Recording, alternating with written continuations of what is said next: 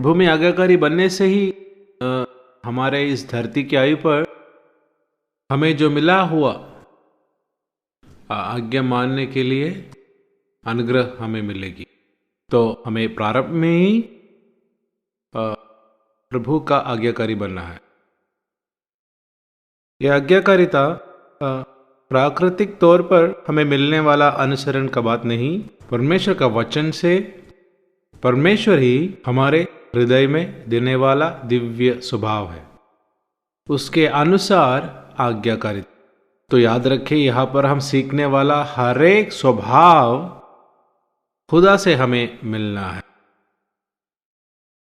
जब हम आदम के संतान होकर इस धरती पर जन्म लेते, अपने माता पिता के द्वारा हमारे अंदर यूं ही दिया हुआ अनुसरण, प्यार, खुशी, दया, भलाई, ये सारे स्वभाव परमेश्वर के दृष्टि में सना हुआ कपड़ा है। ये सब खुद की धार्मिकता से निकलता है। ये सब बोलकर मैं एक परिचय दे रहा हूं, हो सकता है कि आप हैरान हो, लेकिन परमेश्वर के ओर से यानी कि दिव्य वो जो स्वभाव है वो पवित्र वचन से प्रभु के आत्मा के द्वारा प्रभु ही हमारे हृदय में देता है। उदाहरण के लिए रोमियो का पत्री 5वां अध्याय 5वां आयत जब हम पढ़ते हैं, जरा पढ़िए। और आशा से लज्जा नहीं होती, क्योंकि पवित्र आत्मा जो हमें दिया गया है उसके द्वारा परमेश्वर का प्रेम हमारे मन में डाला गया है। तो परमेश्वर का प्रेम पवित्र आत्मा से हमारे हृदय में उंडेला गया है। तो हमें प्रकृति से यानी कि माता पिता से मिलने वाला प्रेम नहीं, वहाँ माता का प्रेम है, पिता का प्रेम है, बच्चों से प्रेम है, पोतों से भी प्रेम है, आपस में जो प्रेम है, लेकिन वो सबसे बढ़कर है प्रेम, क्योंकि हमें माता पिता से या प्रकृति से मिलने वाला हर एक स्वभाव में पाप का प्रभाव है कि नहीं? पाप का प्रभाव है। इसीलिए ही परमेश्वर हमें एक नया सृष्टि बनाना चाहते हैं। पुराने सृष्टि में जो पहले का है इसको मिलाने के लिए नहीं, हमें एक नया सृष्टि बनाने के लिए पुराने बातें बीत गई, सब कुछ नया हो गया है। हमको पापों से, हमें अपने पापों से वो छुड़ाकर मन फेरा, अपने पापों के क्षमा के लिए यीशु मसीह के नाम से बपतिस्मा ले, ऐसे कहने पर उसके बाद हम पढ़ते हैं वो एक ही आयत है, यानी कि तो तुम पवित्र आत्मा का वरदान पाओगे। तो हम बपतिस्मा लेने की प्राथमिक उद्देश्य पवित्र आत्मा हमें देने के लिए है, एक प्रकाशन है। तो पापों से छुटकारा, पापों को धोकर इस पात्र को शुद्धि करने का प्रथम जो प्रभु का इच्छा पवित्र आत्मा देना है कि नहीं? क्योंकि पुराने मनुष्य को इस जीवन अप्राप्य है। तो आत्मा में, आत्मा के भरपूरी और आज्ञाकारिता में जीने वाले जीवन में ही इस स्वभाव में आने का प्राप्ति होकर यह स्वभाव मिलेगी। इसलिए गलातियों के पत्री में हम इस प्रकार पढ़ते हैं, आत्मा के अनुसरण में चलो तो तुम शरीर की लालसा को ना करेंगे। और इस प्रकार आत्मा के अनुसरण में चलने वाले पर आत्मा के फल प्रेम, आनंद, शांति, धीरज, कृपा, भलाई, विश्वास, नम्रता और संयम, ये सब दिव्य स्वभाव है। बस उतना ही नहीं, जो भी स्वभाव है संसार की लालसा के नाश को छोड़कर दिव्य स्वभाव, प्रभु में जो भी स्वभाव है वो सब हमारे अंदर देता है, हमें दिया जाता है आत्मा के अनुसरण और भरपूरी में एक जीवन में, है कि नहीं? उसके बारे में हमें ज़्यादा सीखना है। मैं इस सीख के द्वारा हर समय में मैं सिखाता हूँ। तो आत्मा के अनुसरण में नहीं चले तो इस स्वभाव में आने के लिए हमें नहीं होंगे। तो हमारे इस पात्र हमारा नहीं है, ये मेरे लिए एक प्रकटीकरण है। परमेश्वर ने सृष्टि की, प्रभु ही छुड़ाया है, ऐसा है तो ये उनका पात्र है। पाप में यूं हुआ, इस पात्र हमारा बना दिया। तू परमेश्वर के जैसा बनेगा, हमारा इच्छा है ना, जट की अभिलाषा, आंखों की अभिलाषा, जीविका की घमंड, वहां प्रभु का आज्ञा का उल्लंघन। इसलिए अनुसरण या आज्ञाकारिता का विषय बहुत महत्वपूर्ण विषय है। तो आत्मा के अनुसरण में जीने पर ही दिव्य जो स्वभाव है, पवित्र लोग हम बनते हैं। मन फिराना आवश्यक है, पाप क्षमा के लिए बपतिस्मा आवश्यक है, लेकिन मसीह से जुड़ना है तो आत्मा में ही वो हम कर पाएगा। इसलिए तुम पवित्र आत्मा का वरदान पाओगे। तो आत्मा पाया, अन्य भाषा भी पाया, लेकिन आत्मा के अनुसरण में नहीं चले तो फायदा नहीं। ये मेरा जीवन का पराजय था, मुझे पता नहीं था। शायद आप सभी से ज्यादा आत्मा स्नान की शक्ति को मैंने पाया हूं, घंटों तक अन्य भाषा में आराधना किया, लेकिन इस आत्मा को दिया हुआ, इस आत्मा मुझ पर आया वास करने के लिए, ये नहीं जानता था। आत्मा वास करके आत्मा में अनुसरण, यीशु मसीह ये बात हमें दिखाता है। आत्मा में भरपूर होकर यॉर्दान छोड़कर चलता है, आत्मा उन्हें जंगल की ओर ले जाता है कि नहीं? पवित्र आत्मा के विषय में, उसके बारे में ज्यादा हम सीखें। आज्ञाकारिता, उसके प्रारंभ में मैं पढ़ने वाला वचन पहला शमूएल 15वां अध्याय 22वां आयत। पहला शमूएल 15वां अध्याय 22वां आयत। क्या यहोवा होम बलियों और मेल बलियों से उतना प्रसन्न होता है जितना कि अपनी बात माने जाने से प्रसन्न होता है? सुन मानना तो बलि चढ़ाने से, कान लगाना मेढ़ों के चर्बी से। तो हमारे बलियों, हम चर्च में आते हैं, उपवास की प्रार्थना रखते हैं, कुछ भले काम करते हैं, दशवांश देते हैं, भेंट अर्पण देते हैं, गरीबों को देते हैं, सेवा मंडल में जाते भी होंगे, है कि नहीं? लेकिन प्रभु के आज्ञाओं को ना मानने वाला एक जीवन में ये सारे काम व्यर्थ है। इसीलिए प्रभु का उपदेश, हम नया नियम में, नया वाचा में हमें मिलने वाला प्रभु का उपदेश, वो दिन प्रतिदिन मनन करके हृदय में संग्रहण करने के लिए प्रभु के जन इन दिनों में तैयार होना है। यूं ही पढ़ना नहीं, उपदेश देने के लिए, प्रचार करने के लिए एक विषय के नाते नहीं, ये जीवन में एक स्वभाव बनकर नीति के लिए भूखा और प्यासा होना। वैसे हर एक आज्ञा जो प्रभु का है पालन करने, वो जिंदगी बनने के जैसे हम प्रभु के संगति में बैठकर वो मनन करने। इस पुस्तक में जो भी नियम है तुम्हारे जुबान से वो हटना नहीं। इसको छोड़ दहने या बाएं ना मोड़ने के लिए तू अपने हृदय में मनन करते रहना, दिन रात उनकी व्यवस्था को दिन रात ध्यान करने वाला।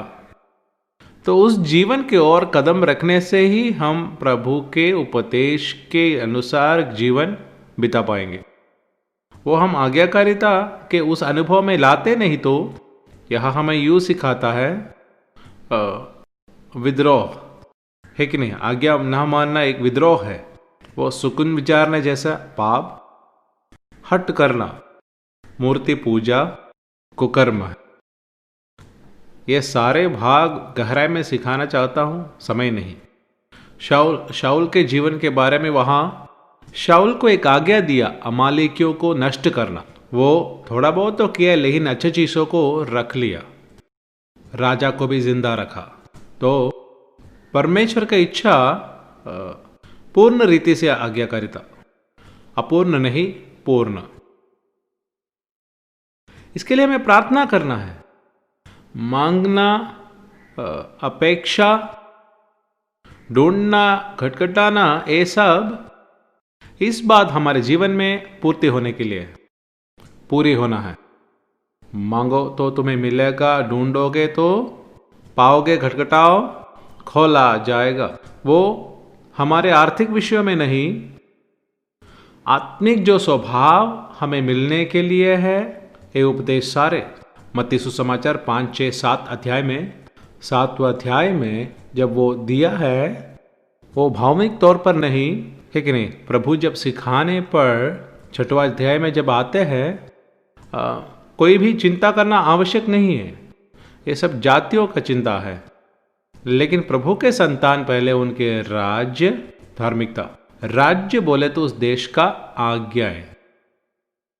राज्य पढ़ने पर बस राज्य वैसा ही पढ़ के गया, लेकिन राज्य देश का एक नियम होता है कि नहीं। देश को संविधान है, देश में जीने के लिए जो रीति रिवाज है वो प्रभु के आज्ञा के द्वारा हमें दिया हुआ है, उपदेश के रूप में।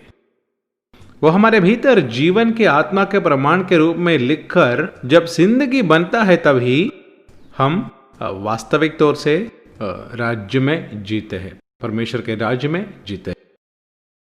हमें पवित्र वचन के रूप में इसे लेना है, यानी कि इस आज्ञाकारिता में अगर हमें आना है, जैसे मैंने बताया, प्रभु की आज्ञा को ना मानने वाला एक जीवन उनके राज्य में नहीं है कि नहीं। हम लेने वाला फैसला और ये बपतिस्मा, ये सब हमें वास्तविकता पर लाते नहीं हैं। तो ये बपतिस्मा से एक संदेश हमें मिलता है, मसीह के साथ मरकर गाड़ कर उस पुनरुत्थान में, जीवन के नएपन में, नए जीवन में चलने के लिए आपस में वाचा है प्रभु से, है ना। एक पति और पत्नी, उनके बीच जो वाचा वो लोग बांधने पर पति के साथ जीने के लिए है। फिर पुरानी जिंदगी नहीं, अपने पिता के घर में नहीं जाते, अपने पति के घर में रहकर उनके अनुसार एक जीवन बिताने के लिए। ये एक उदाहरण के तौर पे मैं बता रहा हूँ, ये महत्वपूर्ण बात है कि नहीं। हम मसीह से जुड़ने के लिए बपतिस्मा लिया है तो जैसे मसीह लिया वैसे जीने के लिए है, नहीं तो वो संगति नहीं। तो हम सुनने वाला वचन थिस्सलुनीकियों का पत्री, पहला थिस्सलुनीकियों 2 अध्याय 13वां वचन। इसलिए हम भी परमेश्वर का धन्यवाद निरंतर करते हैं कि जब हमारे द्वारा परमेश्वर के सुसमाचार का वचन तुम्हारे पास पहुंचा, तो तुमने उस मनुष्यों का नहीं परंतु परमेश्वर का वचन समझकर ग्रहण किया, और वो तुम्हें जो विश्वास रखते हो प्रभावशाली है। प्रभु का वचन के रूप में ही हमें वो ग्रहण करना है, यूं ही सुनना नहीं। पहला वचन के रूप में ही सुनना है, उसे ग्रहण करना, प्रभु के वचन के रूप में ही स्वीकारना, उसे स्वीकार कर, यूं ही सुनकर छोड़ना नहीं। ग्रहण करना बोलने पर हमारे अंदर आना है, ग्रहण करना। मार खाना दर्द है, और चढ़ी बस दिखाना नहीं, मार खाने पर असर पड़ता है। वैसे ही वचन सिर्फ सुनते नहीं, वचन हम पर काम करना है, वो भीतर प्रवेश करना है, उसे वहां संभालना है। यहां हम पढ़ते हैं, विश्वास रखने वाले तुम में जो प्रभावशाली, वो एक शक्ति है।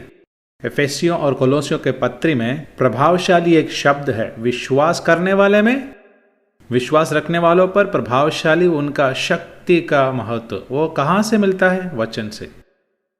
हम ताली बजाकर आवाज करने से वो नहीं मिलता, प्रभु का वचन अंदर आकर वो प्रभावशाली बनना है हमारे भीतरी आत्मा में। तो हर कोशिका में प्रभावशाली होने पर वचन को हमें पाने का है, तभी इस आज्ञाकारिता के ओर हम आ पाएंगे। वो वचन हमारे अंदर होगा, तब आज्ञाकारिता एक प्रयास नहीं है, वो एक भोज नहीं है ना। यूहन्ना का पत्री में हम पढ़ते हैं, प्रभु के आज्ञाएं, बच्चों प्रभु के आज्ञाएं भोज भरी नहीं। तो हमारे भीतरी आत्मा में प्रभु के आज्ञाएं, उनके उपदेश जीवन बनने पर, वो प्रभावशाली होने पर हमारे अंदर जो वास करता, पाप के प्रमाण को जीतने का शक्ति मिलता। पाप के प्रमाण हमारे अंदर वास करते हैं, हम पढ़ते हैं रोमियो के पत्री 7वां अध्याय में। वो पाप इतना प्रभावशाली है तो, है ना, हमें पाप के ओर खींचने का शक्ति है, तो परमेश्वर का वचन हमारे अंदर है तो कितना शक्ति होगा, है ना। तो वो वास करना है, तो भी इस आज्ञाकारिता में हम आ सकते हैं। वास करना है तो समय बिताना है, वचन का ध्यान करना है, वचन अंदर लेना, वचन अंदर ग्रहण करना है, वचन जीवन बनने तक, ऐसा एक प्रभावशाली, याद रखें हमारा जीवन प्रभावशाली है हम पर। ये जीवन का एक भाग है रक्त। रक्त प्रभावशाली है हर कोशिका में। मृत्यु का समय में बहाव बंद होता है, वैसे ही सांस, ये रक्त लेने वाला जीवन, हम सांस लेने पर बड़ा अद्भुत काम शरीर में होता है। ये सांस लेने पर हम जो वायु लेते हैं ऑक्सीजन, वो ऑक्सीजन ये रक्त को हर एक कोशिका में, इस शरीर के हर छोटे छोटे कोशिका में वो पहुंचाता है। वो है प्रभावशाली का मतलब।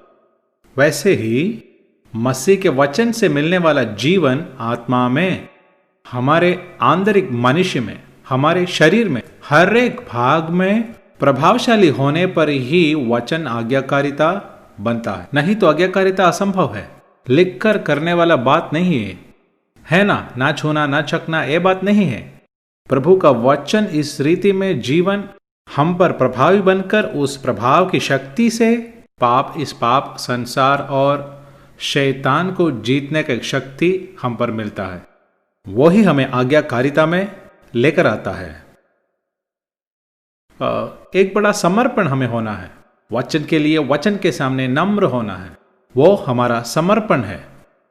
वो परमेश्वर के संगति में प्रार्थना करना है, परमेश्वर पिता वचन के अनुसार जीने के लिए, वचन के अनुसार जीना सहायता करना। हमारे अंदर जो चाहत के, इच्छा के अनुसार ये पूरी होता है ना। तो वो इच्छा हमारे अंदर नहीं है तो रोटी के लिए जो भूख नहीं, पानी के लिए जो प्यास नहीं, प्रभु के वचन के लिए एक भूख और प्यास, ये जीवित एक व्यक्ति पर ही भूख और प्यास होगा। हम जानते हैं शरीर जब तंदुरुस्ती में है, कोई भी हमें मारकर खाना खिलाते नहीं, है ना। पानी भी वैसे पिलाते नहीं, क्योंकि हमारे अंदर जीवन है, वो मांगेगा।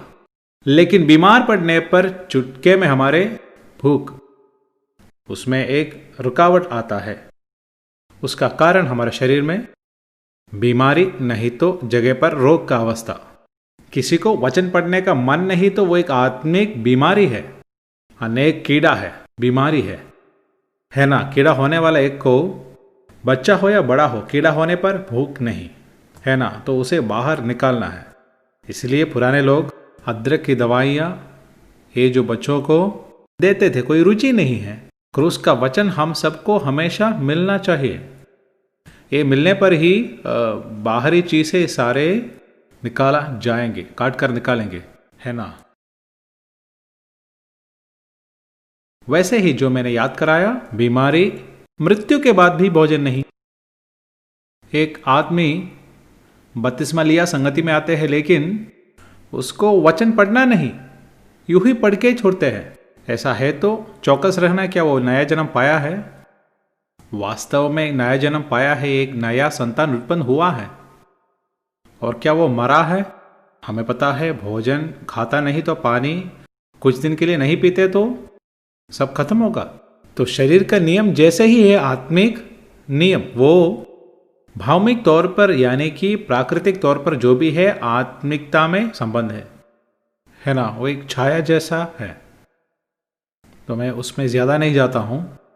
कुछ लोग संदेश करके बोलते हैं ऐसे जी नहीं सकता। इसका कैसा अनुसरण करना है? ये कठिन आज्ञा है। मत्ती 5, 6, 7 में आने पर एक कठिन है, सही है, लेकिन जीवन बढ़ाने के लिए हर एक चीजें प्रभु ने हमें दे चुका है, सब कुछ दिया है। प्रकृति में हमें सब कुछ मिलता है ना। हम वो इकट्ठा करके तैयार करके खाना है। प्रकृति में सब कुछ है, लेकिन किसी को वो इकट्ठा करना है, बोना है, काटने करके लेना है, दुकान में आना है, फिर लेना है। रसोई घर में तैयार होने से हमें भोजन मिलता है ना। वो खाने पर ही हर दिन हम जीते हैं। इस प्रकार ही हमें आत्मिक जो मंडल में जीवन और भक्ति के लिए सब कुछ पवित्र पिता दिया है। यीशु मसीह को हमें दिया। वह आज पिता के दाहिनी ओर बैठा है, हमारे लिए वाद विवाद करने, हमारे हर एक छोटे बातों को वो जानते हैं। बस इतना ही नहीं, उस यीशु को मरे हुओं में से जिलाने वाला पुनरुत्थान की आत्मा को, उसी आत्मा को हमारे अंदर दिया है। प्रभु में भ्रमण करने वाला उसी आत्मा को हमारे अंदर दिया है, इसका महत्व आपने समझा है? यूं ही आवाज बनाने के लिए नहीं, जीने के लिए आत्मा दिया है। मैं खुलासा बताता हूं, मेरे जीवन के अनेक वर्ष में मैं ये नहीं जाना। मेरा पुराना मनुष्य ही जी रहा था, मेरा पुराना मनुष्य गीत गा रहा था, मेरा पुराना मनुष्य बाइबल पढ़ रहा था। कितने लोग समझ रहे हैं मेरे बात? लेकिन आत्मा के अनुसरण में हम आने पर इस जीवन एक वास्तविकता में आता है। इसलिए हम आत्मा बिना मनुष्य निर्जीव है। आत्मा के अनुसरण में ना चलने वाला निर्जीव है, वो अलग जिंदगी जी रहे हैं, है ना। आत्मा तो पाए होंगे, लेकिन आत्मा के अनुसरण में, उसके भरपूरी में नहीं जी रहा है तो फायदा नहीं, है ना। तो ये सब क्या है? अगर आपको इसमें सवाल है तो उसमें सवाल पूछना, फिर जाके प्रार्थना करना, यूं ही छोड़ना नहीं। अब जाके प्रार्थना करने में प्रभु का आत्मा आपको टीचेबल स्पिरिट करके एक विषय है कि हम उपदेश सुनने पर उसका अध्ययन में हमें आना है। बहुत कचरा हमारे अंदर भरा है। खास करके गए बार यहाँ पर जो भी नौजवान है उनके ऊपर मैं बहुत ही दुखी हूँ, बड़े भी, क्योंकि गलत ही सुनते हैं। ये सब अंदर आने पर बाहर निकलना मुश्किल है, जगत पकड़ता है। परजीवी अंदर आने पर बाहर निकलना मुश्किल है।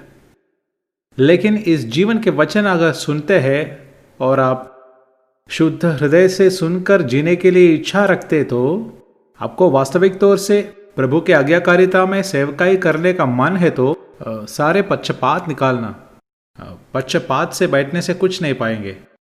ये सब हटाकर सच्चाई के लिए कान लगाइए, वचन के लिए कान लगाइए, है ना। और प्रभु से बोले, प्रभु ये सच्चाई को मुझे प्रकट करके दे, है ना। वहां पर ही हमें वो एक समर्पण, है ना, अपने आप को वचन के सामने समर्पण करना। तो जरूरतें दी गई है, फिर प्रभु का वचन है, ये वचन शक्तिशाली है। ये बात मेरे जीवन को कैसे बदला ये मैं जानता हूं, ये महत्वपूर्ण है। प्रभु का ये जो वचन जीवित और प्रबल है, प्रबल बोले तो एक्टिव इंग्लिश में लिखा है, लॉट ऑफ एक्शन। जीवित और प्रबल और हर एक दोधारी तलवार से भी बहुत चौका है ना। प्राण आत्मा को, गाढ़ और गूदे को अलग करके आर पार वो छेदता है। फिर हमारे मन की भावनाओं और विचारों को जांचता है। वचन के विषय में हम सीखेंगे। वैसे ही इस आज्ञाकारिता में हमें आना है, परमेश्वर से एक संगति में हमें आना है। पवित्र आत्मा को हमें देने की कहे अधिक महत्वपूर्ण उद्देश्य है, लेकिन प्रथम जो 2 उद्देश्य है, हम पर बसना, ये बात ध्यान से लेना। दूसरी बात वास करना, बसना, वास करना। ये मैं फिर से याद दिलाऊंगा, क्योंकि ये बात आपके अंदर और गहराई में ग्रहण होना है। बसना बोले तो वो एक राजकीय शब्द वहां पर इस्तेमाल किया है, यानी कि हमारे प्रभु सारे उपदेश उनको देने के बाद स्वर्ग के ओर जाकर पिता के दाहिने भाग में बैठा। मरकुस की सुसमाचार 16वां अध्याय आखिरी पद में हम पढ़ते हैं। इब्रानियों के पत्री 1 अध्याय में भी ये वचन है, भजन संहिता में भी है, तू मेरी दाहिने हाथ बैठ जब तक कि मैं तेरे शत्रुओं को तेरे चरणों की चौकी ना कर दूं। तो आत्मा हम पर बसते हैं बोलने पर, वैसे ही पढ़कर मत छोड़ना। हमारे अंदर जो, हमारे हृदय के अंदर जो सिंहासन है, वो सिंहासन है आत्मा के लिए। आत्मा वहां पर बसकर राज करने का जैसा एक जिंदगी प्रभु हमसे चाहते हैं। वहां पे मैं बिल्कुल नहीं, खुद नहीं। प्रेरित कहता है, मैं मसीह के साथ क्रूसित हुआ हूं, अब जी रहा मैं नहीं, मसीह है। तो आत्मा हमारे अंदर सारे अधिकार से सिंहासनारूढ़ होना, ऐसा एक शब्द हमें मिलता है, अधिकार से वास करना। तो वो अधिकार से हमारे अंदर वास करके, नहीं तो बसते, वास करने का शब्द संगति है, हमारे साथ एक अटूट संबंध। तो उसी जीवन में हमें सब कुछ उपदेश देता है, हर सच्चाई में हमें चलाता है। ज्ञान और बुद्धि का आत्मा काम करता है। ये समझ, प्रभु का समझ हमें मिलता है आंतरिक तौर से। जिस प्रकार मेल मिलाप के तंबू के अति पवित्र स्थान में, उसी स्थान में किरूबियों के बीच में से प्रभु मूसा से बात किए, उसी प्रकार पवित्र आत्मा हमारे अंदर से बात करते हैं। तो बाहरी शब्द हम ज्यादा नहीं सुनते हैं, है ना। इस्राएल के जन होरेब तक आने पर पर्वत के ऊपर से, होरेब से ही शब्द सुना। तो हमारे प्रचार और बाकी सारे जो सुनते हैं बाहर का शब्द है, उसे परमेश्वर का आवाज ही मानना। लेकिन यह सबसे महत्वपूर्ण है, मुझे तुम्हारे बीच में वास करना है। मूसा से यहोवा ने कहा, मैं तुम्हारे बीच में वास करने के लिए मेरे लिए एक पवित्र मंदिर बनाओ। फिर निवास स्थान और उसके सारे वस्तुओं जैसे मैं कहता हूं उसी प्रकार में ही बनाना है। तो हमें उस आकार में लाने वाला, प्रभु का जैसे बनाने वाला, हमारे अंदर वास करने वाला आत्मा है, बसने वाला आत्मा है ना। पवित्र आत्मा के विषय में हम ये गहराई में सीखेंगे। तो हमें एक संगति परमेश्वर से हमेशा होना है।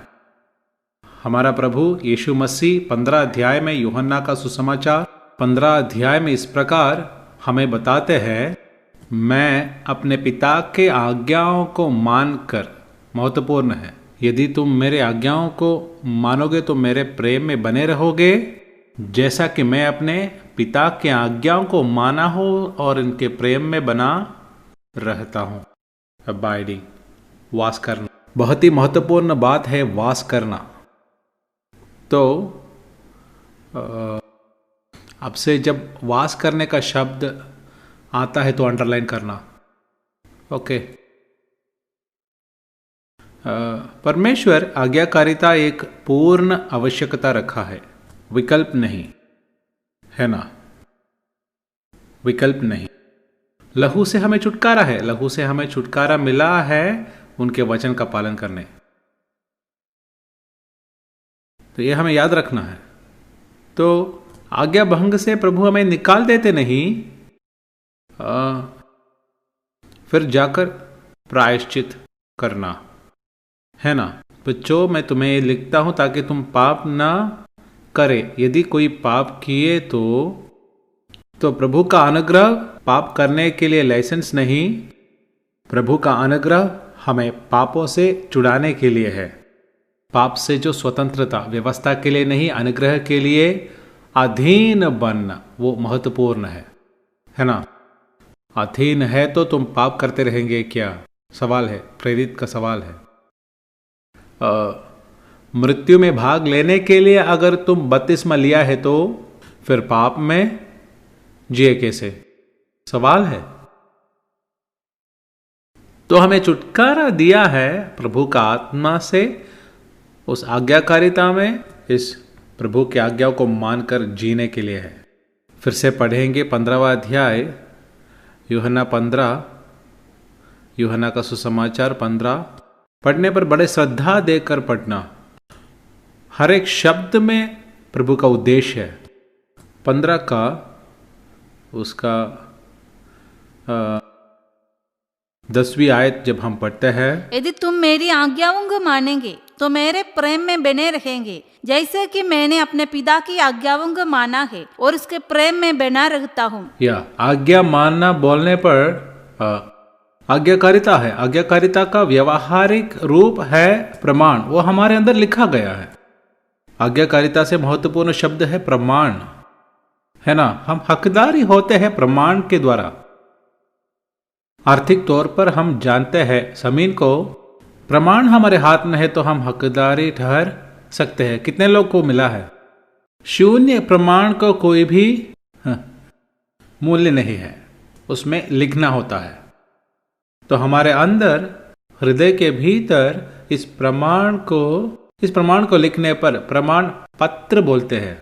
प्रमाण नहीं बना, प्रमाण लिखकर रजिस्टर करने में ही प्रमाण पत्र जो हकदारी लिखकर रजिस्टर करने में ही हमें वो टाइटल करके इंग्लिश में शब्द है, हमें वो प्रमाण पत्र मिलेगा, वो प्रमाण बनेगा, तभी हकदार बनते हैं, है कि नहीं। तो वैसे ही प्रभु का वचन हमारे हृदय में लिखा जाना, पवित्र आत्मा से लिखा जाने पर ही हमें वो हकदारी, इस जीवन का हकदारी हमें मिलते हैं, है ना। वो एक प्रयास नहीं है, उसमें कोई भोज नहीं, क्योंकि प्रभु के आत्मा से लिखा गया, वचन अंदर लिखा गया। वैसे ही आज्ञा को मानकर रहने जैसे तुम भी मेरे आज्ञाओं को मानकर मानोगे तो मेरे प्रेम में बने रहोगे, अबाइडिंग। वैसे ही इस आज्ञाकारिता से ही दो बातें मैं आपको समझाना चाहता हूं, ओके। इब्रानियों की पत्री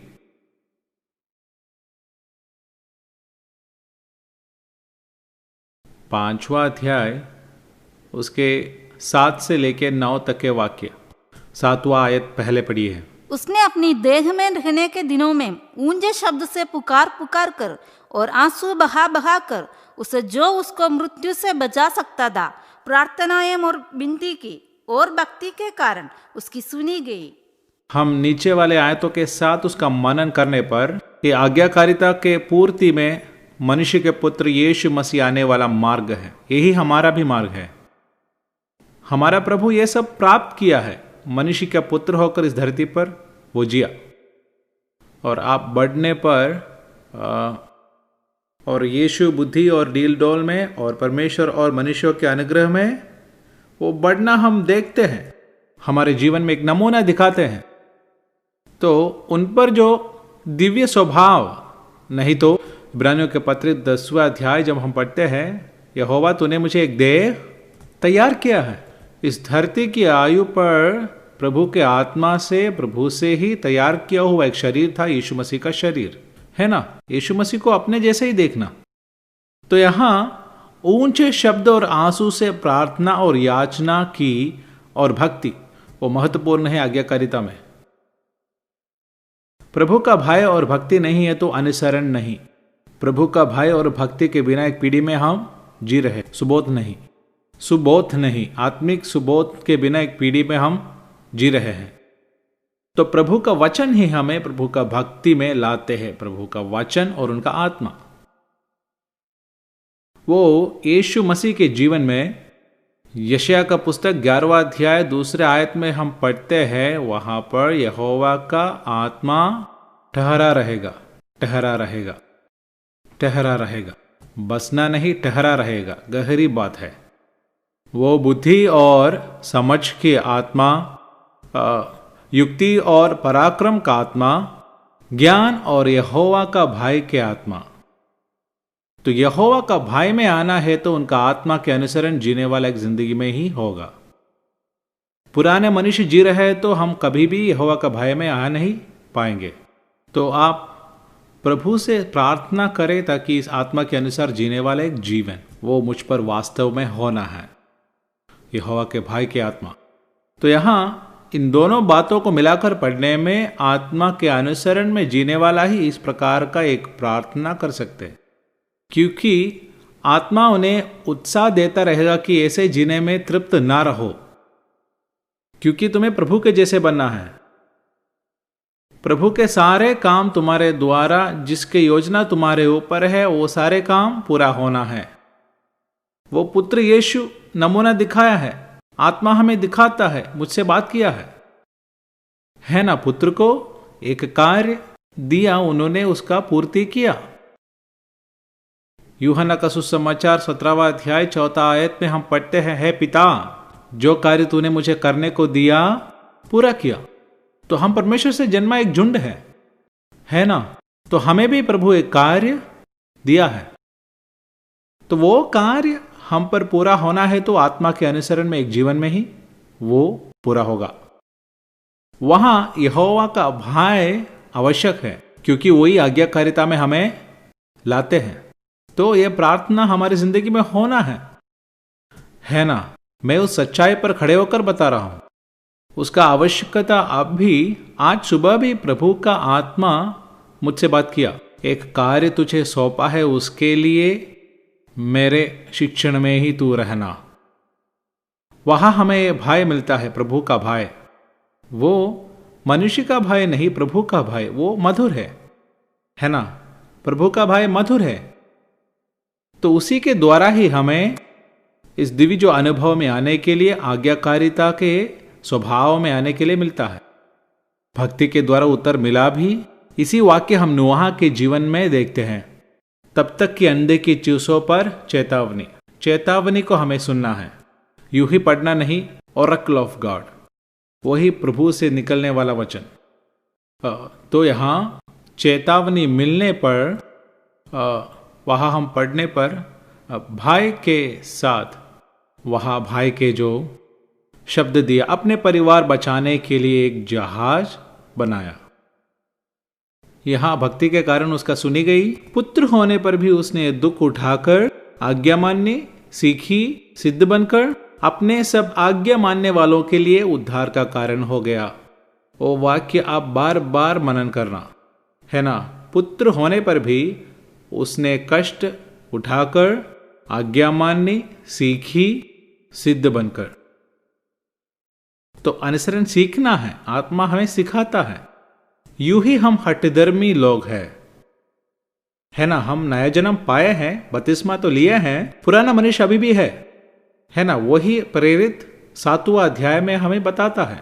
भला करना चाहता हूं लेकिन ना चाहने वाला बुराई, उसका कारण पाप मुझ पर वास करता है। इसलिए हम पाप अभी भी करते हैं। लेकिन वो पाप, हट करना, रिबेलियन, ऐसा एक शब्द बाइबल में, हम इंग्लिश बाइबल में दिखते हैं, है ना? वो एक आत्मा का काम होता है। आज्ञा भंग में अब प्रभावशाली आत्मा। तो हम वचन देने पर कोई बोलता है ऐसा जी नहीं सकता, ये वो खुद नहीं बोल रहा है, उसके अंदर जो प्रबल आत्मा है, कई प्रकार का आत्मा का प्रभाव है ना? भय का आत्मा है, डर का आत्मा है, फिर मिस्र का स्पिरिट ऑफ इजिप्ट है, मिस्र देश का, मिस्रैम का प्रभाव, बीमारी का आत्मा है, आमीन, आज्ञा भंग का आत्मा है। तो हमारे अनेक पाप के स्वभावों को पीछे काम करने वाला एक आत्मा है। मैं एक 20 अलग आत्मा के बारे में एक नोट बनाया हूं। जैसे बीमारी की आत्मा है, आज्ञा भंग में काम करने वाला आत्मा, जैसे भाई के आत्मा बोलने जैसे स्पिरिट ऑफ जेलसी, जलन की आत्मा, ये सब बाइबल में है। तो हमारे ये सारे बुरी आदतों के पीछे एक आत्मा काम कर रहे हैं। उस मंडल उसका हाथ में, उसका अधीन है ना? तो आज्ञा भंग बोले तो खास करके प्रभु के वचन के खिलाफ, इसलिए दुरुपदेश सारे अब निकल आते हैं, लोग उसे स्वीकार लेते हैं। वो सही एक आत्मा में नहीं होता। मेरा कहना दुष्ट आत्मा से ग्रसित जो अवस्था के मतलब नहीं, लेकिन परमेश्वर का वचन मानने से रोकने वाला जो शक्ति। हम जानते हैं वचन बताया, शैतान उनके हृदय से निकाला, ऐसे सुन छोड़ा नहीं, हृदय से निकाला वचन। तो आपको ये वचन मिलता है, आप बाहर निकलने पर ये नष्ट होते तो वो गया शैतान। तो ये बाजार नहीं है, मार्ग के किनारे गिरा बीज। वचन अपने हृदय में संभालना है। हृदय खुला सा है तो हृदय में जो गिरा वचन आसान से शैतान ले जाएगा, है ना? मैं बहुत चाहता हूं कि हृदय के विषय में वो ज्यादा आपको सिखा। तो उसके सब आज्ञा मानने वालों को दुख उठाकर आज्ञा माननी सीखी, सिद्ध बनकर अपने आज्ञा मानने वालों को सदा काल के उद्धार का कारण हो गया। भाई फिलिपियों के पत्री में 2 अध्याय में इस आज्ञाकारिता में आने के लिए मसीह के स्वभाव हम देखते हैं। तो यही होना है हमारे जीवन में। तो याद रखें, दिव्य स्वभाव यूं ही मिलने वाले नहीं, बपतिस्मा लेने पर ही दिव्य स्वभाव नहीं मिलते। आत्मिक यात्रा के द्वारा, प्रभु का व्यवस्था के द्वारा, आत्मा के अनुसरण में चलने वाला एक जीवन में ही दिव्य जो स्वभाव हमें मिलता है। वो मिलने वाला दिव्य स्वभाव हम पर बढ़ने पर ही हमारे जीवन में शांति। तो मन फिराकर बपतिस्मा लेते हैं, ये एक जीवन की यात्रा, आत्मिक यात्रा के लिए शुरुआत कदम कदम बढ़ा के होंगे, शिशु जैसे। लेकिन एक बच्चा उसी अवस्था में रहना, भोजन जरूरी चीजें मिलने पर वो बच्चा बढ़ते हुए हमें दिखता है, वो बढ़ना। तो आत्मिक बढ़ोतरी के द्वारा इस आत्मिक स्वभाव एक व्यक्ति पर मिलता। यीशु मसीह के जीवन में 6 से हम पढ़ते हैं, परमेश्वर के स्वरूप में होकर भी परमेश्वर के तुल्य मूल्यवान नहीं समझा और दास का स्वरूप लिया, है ना। एक दास बनने से ही आज्ञाकारिता आएगा, है ना। इसलिए मेक मी ए सर्वेंट, हम सब स्वामी होकर जन्म लिए हैं। कितने लोग समझे?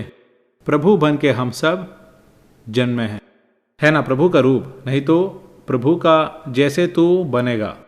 स्व इच्छा में हम जन्मे हैं, पाप में हम गर्भ में आ गए। तो एक दास बनना है तो एक प्रक्रिया है। छोटा बच्चा भी हाथ पकड़कर चलाने पर वो हाथ हटा देते हैं। मैं खुद चलता हूं। 6 साल का एक लड़का बोला, आज से मेरा गाड़ी चलाने का समय हो गया, चाबी किधर है?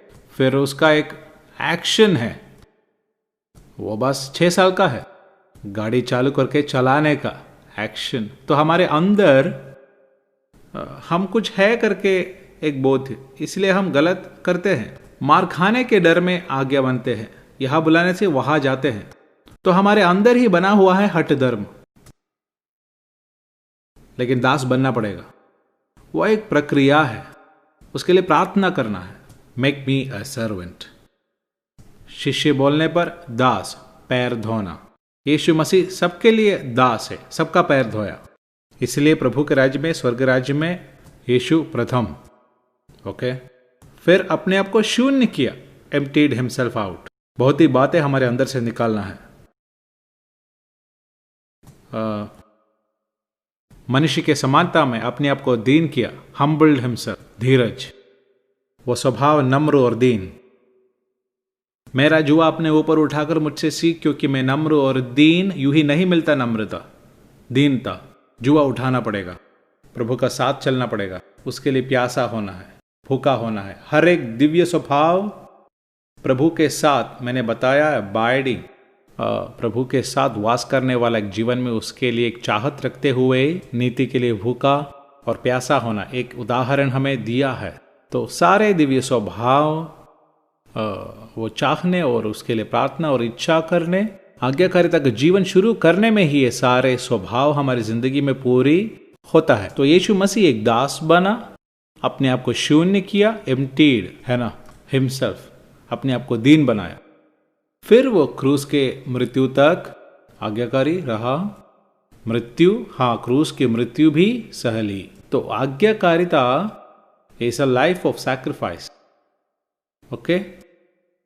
बाकी सब झूठा है, उसके लिए जीवन भी देने तक वो ही हम अपने आप को त्यागना, हमारी इच्छा के लिए जीते नहीं, है ना। फिर से वचन से और आत्मा से होने वाला एक कार्य है, उसके चाहत में दिन प्रतिदिन एक जीना शुरू करने में, है ना, उसके और आत्मा देने वाला स्वभाव।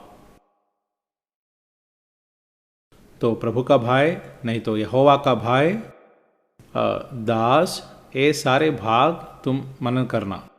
इस कारण प्रभु ने उसे अति महान किया। 10वां वाक्य, इस कारण परमेश्वर ने उसे अति महान भी किया और उसको वो नाम दिया जो सब नामों से श्रेष्ठ है। तो सच्चाई रूप से आज्ञाकारी जीवन वो ही हमें महिमा की ओर लाते हैं, है ना, महिमा की ओर हमें लाते हैं। आज्ञा भंग वाले उस पर प्रवेश नहीं करता। तो आप पूछेंगे क्या मानना है यीशु मसीह का हर एक आज्ञा? ये सब मानना है। मैं अपने पिता के आज्ञाओं को मानकर उनके प्रेम में बने रहने जैसे तुम भी मेरे आज्ञाओं को मानोगे तो मेरे प्रेम में बने रहोगे। तो स्वर्ग में जाएगा ये बोलने से प्रेम में बने रहना ही स्वर्ग राज्य। उत्पत्ति का पुस्तक 2 अध्याय 16वां आयत हम पढ़ रहे हैं। यहोवा परमेश्वर आदम को ये आज्ञा दी, एक आज्ञा, यानी कि वाटिका में उनको रहना है तो आज्ञा मानना है। वाटिका बोले तो मैं उसको स्वर्ग स्थान ऐसा एक शब्द में पुकारता हूं। परमेश्वर के द्वारा बना हुआ, परमेश्वर के योजना के द्वारा उनको जीने के लिए रखा हुआ स्थान, लेकिन वहां वास करने के लिए आज्ञा मानना था। प्रभु का उपदेश हमने सुना, मैं अपने पिता के आज्ञाओं को मानकर उनके प्रेम में बने रहने जैसे तुम मेरे आज्ञा मानोगे तो मेरे प्रेम में बने रहेंगे। लेकिन तीसरे अध्याय हम पढ़ने के समय पर वहां आज्ञा उल्लंघन हुआ। उसका 11वां आयत में, किसने तुझे बताया कि तू नंगा है? जिस वृक्ष का फल खाने को मैंने तुझे मना किया था, क्या तूने उस फल को खाया है? हम जानते हैं क्या हुआ। आज्ञा उल्लंघन में वाटिका के बाहर एक तत्व है। हमारे इस अपूर्ण बुद्धि में हम अपना उपदेश न बनाना, ये नींव के जैसा परमेश्वर का राज्य का तत्व है। ये नियम अटल है, नियम है ना। एक दिन सूरज से, नहीं तो इस धरती अपने आप भ्रमण करने पर वो भ्रमण करना पड़ेगा, प्रभु का नियम है, नहीं तो सब नाश होगा। इस प्रकार ही प्रभु का उपदेश जो वो केवल एक सुझाव नहीं, उनका आज्ञा है। और उन्हें सब बातें जो मैंने तुम्हें आज्ञा दी है मानना सिखाओ। आज्ञा उपदेश, स्पष्ट बोलो सो प्रभु का जीवन आज्ञा वो उपदेश के रूप में देता है। उस उपदेश के अनुसरण में हम प्रभु के जीवन में प्रवेश करते हैं। प्रभु के जीवन में हम आने पर ही स्वर्ग राज्य है ना। इस धरती की आयु पर यह जीने के लिए एक जीवन हमारे अंदर है। हमारे जीवन के जैसा नहीं, जानवर का जीवन अंतर है ना। तो हम प्रभु के जीवन प्राप्त करने पर वास्तविक तौर पर प्रभु का राज्य है ना, प्रभु के स्वरूप में है ना, उनका स्वरूप, यह सब सफल होगा। लेकिन वो जीवन मिलना है तो आज्ञा मानना पड़ेगा। प्रभु का वचन के द्वारा हमें वो जीवन मिलता है। तो ये वाटिका के बाहर है। आखिर में एदन का एक ही एक गुण है, आज्ञाकारिता, बाकी कुछ नहीं। वैसे ही वहां जीने के लिए एक महत्वपूर्ण व्यवस्था है। आज्ञाकारिता एक व्यवस्था है, पहला व्यवस्था है। बाइबल का वचन में लिखा हुआ पहला व्यवस्था है आज्ञाकारिता। वो प्रथम व्यवस्था है, क्योंकि आज्ञाकारिता से ही बाकी सारे स्वभाव हमें मिलता है ना। मतलब आत्मा के अनुसरण में चलना, वो अनुसरण में वहां दिखने वाला स्वभाव, प्रेम, आनंद, शांति, कृपा, विश्वास, ये सारे आत्मा के फल बोलने से वो प्रभु का स्वभाव है। वो हमें मिलता है आत्मा के अनुसरण में। हमेशा बाइबल में याद रखना, विश्वास बोलने से वो हमें आज्ञाकारिता में लाते नहीं तो वो विश्वास नहीं है, प्रभु का विश्वास नहीं है। यही इब्रानियों का पत्री 11वां अध्याय में हम देखते हैं, उधर सारे विश्वास के साथ बोलने के बाद आज्ञाकारिता दिखता है ना। तो एक जन बोला मुझे यीशु पर विश्वास है, लेकिन यीशु दिया हुआ आज्ञा मानते नहीं तो वो विश्वास नकली है, वो कतई प्रभु का विश्वास नहीं है। कितना लोग समझते हैं? ओके। वो विश्वास के शब्द बाइबल में बताने वाला भागों में विश्वास के जगह अनुसरण लिखना भी सही है, क्योंकि विश्वास आज्ञाकारिता नहीं बने तो वो विश्वास नहीं है। वो दोनों एक साथ, विश्वास और आज्ञाकारिता एक साथ दिखते हैं, क्योंकि वो स्वभाव में आते हुए दिखता है। इब्रानियों के पत्री में ही देखेंगे, ये एक महत्वपूर्ण तत्व है जिसका हम मनन करने वाला। इब्रानियों के पत्र 11वां अध्याय, वो हम प्रार्थना करना है, प्रभु मुझे प्रकट कर। उसका 11वां अध्याय जब हम पढ़ते हैं, नूह के बारे में देखते हैं। विश्वास से ही उसका 7वां पद, विश्वास ही से नूह ने उन बातों के विषय में जो उस समय दिखाई न पड़ती थी। हमेशा याद रखना, अंधे की चीजों के ओर ले जाने वाला है परमेश्वर में विश्वास। 11वां अध्याय की पहले ही आयत में हम देखते हैं विश्वास आशा की वस्तुएं और अनदेखी वस्तुएं, तो वो आत्मिक है। भौतिक बातें नहीं, वहां आत्मिक है। भौतिक तौर पर लेते तो आत्मिक बातें नहीं मिलेगा, ओके? लेकिन भौतिक तौर पर उसका काम हमें प्रकट होगा। कितने लोग ये समझ रहे हैं? अदृश्य है, लेकिन आज्ञाकारिता के साथ विश्वास में आने पर वो एक प्रभु का कार्य प्रकट होगा, नहीं तो वो हमारा कर्म रहेगा, है ना? मनुष्य का काम होगा, अनदेखी चीजों का निश्चय। यहां हम पढ़ते हैं विश्वास से नूह उन बातों के जो उस समय दिखाई ना पड़ती थी, तो चेतावनी मिलने पर ही अनदेखी चीजों का हमें प्रकटीकरण मिलेगा, है ना? वो प्रभु से निकलने वाला वचन, वो यूं ही पढ़ने वाला वचन नहीं, वो उपदेश देने वाला, आवाज उठा के प्रचार करने वाला एक प्रचार का विषय नहीं, व्यर्थ उपदेश भी नहीं, है ना? एक वास्तविक प्रभु का दास या उसका उपदेशक बोलने पर स्वर्गीय मंडल से, नहीं तो आत्मिक मंडल से अंधे की चीजों को, आमीन, अदृश्य जो चीजों को प्रभु के लोगों को दृश्य कराने वाला है सेवक। कितने लोग वो समझे? मैं ये बोलने पर ये सब हर एक तत्व है।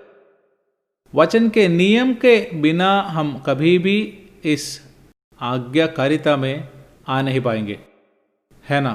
एक साधारण भौमिक जो नियम है, एक बर्तन में पानी लेकर वो आग के ऊपर रखकर वो 100 डिग्री गर्म होने पर उबलता है, ये हमें पता है, किसी को सिखाने का बात नहीं। लेकिन ये सब नहीं जानने वाला, है ना? पानी क्या है पता नहीं, आग क्या है पता नहीं, 100 डिग्री तापमान क्या है वो भी पता नहीं। एक्चुअली अमेरिका में जो बच्चे लोग हैं उनसे अगर पूछे तो ये सारे बात उन्हें पता नहीं।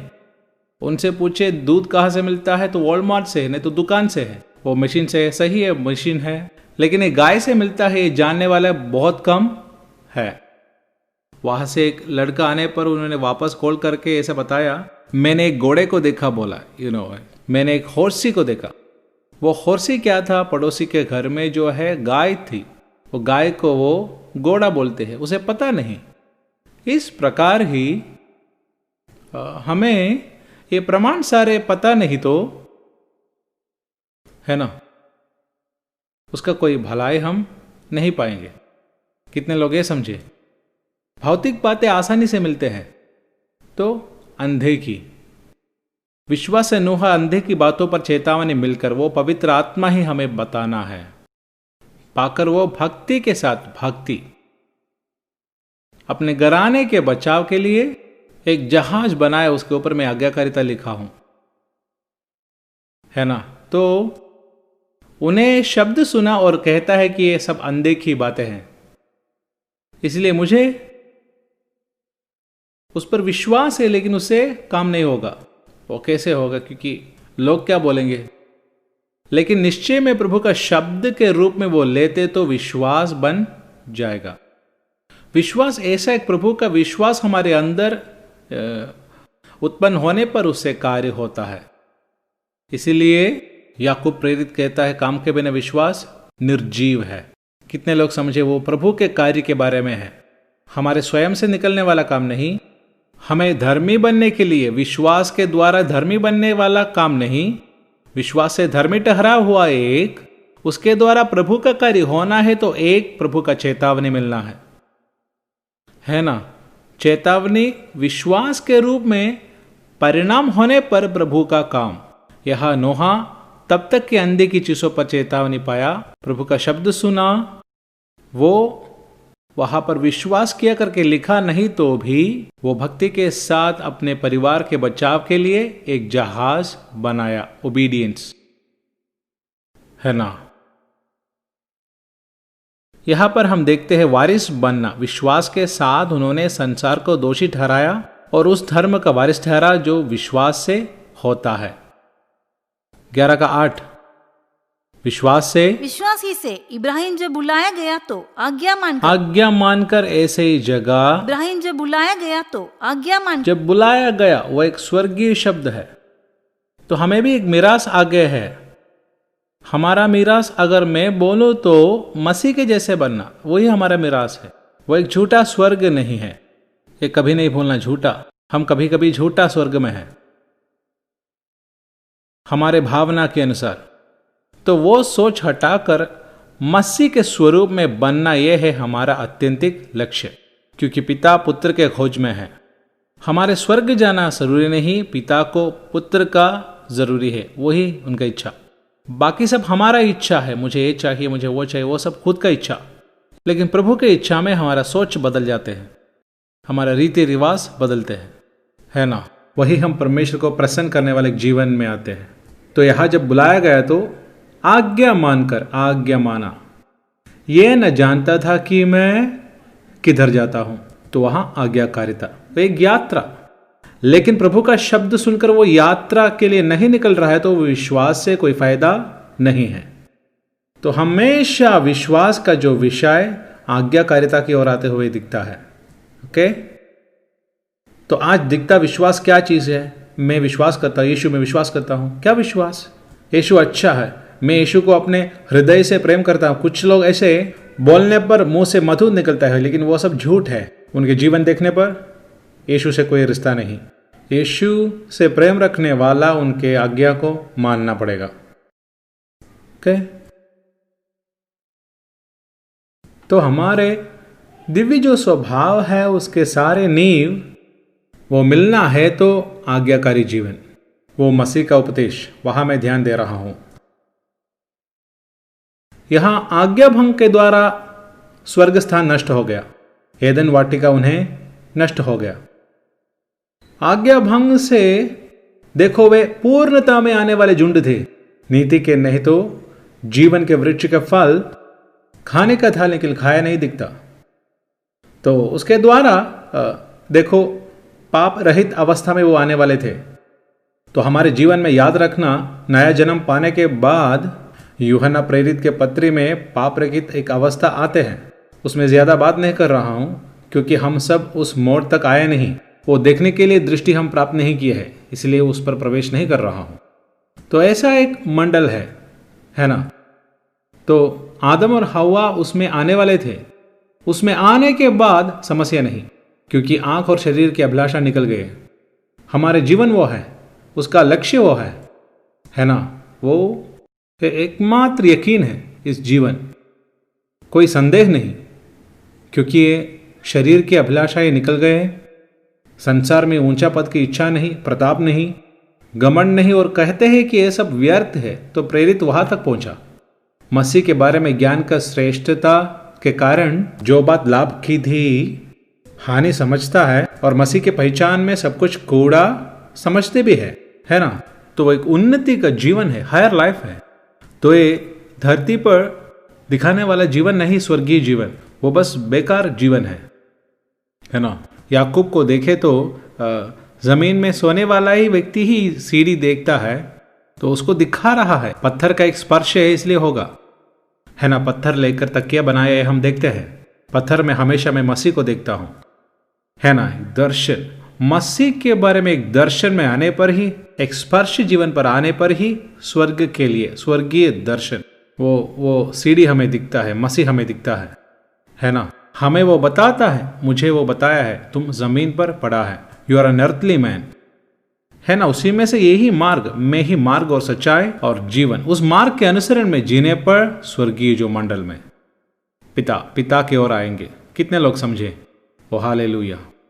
तो पैराडाइज लॉस्ट, एदन नष्ट हुआ, लेकिन इसके बीच में वायदा अभी भी है ना।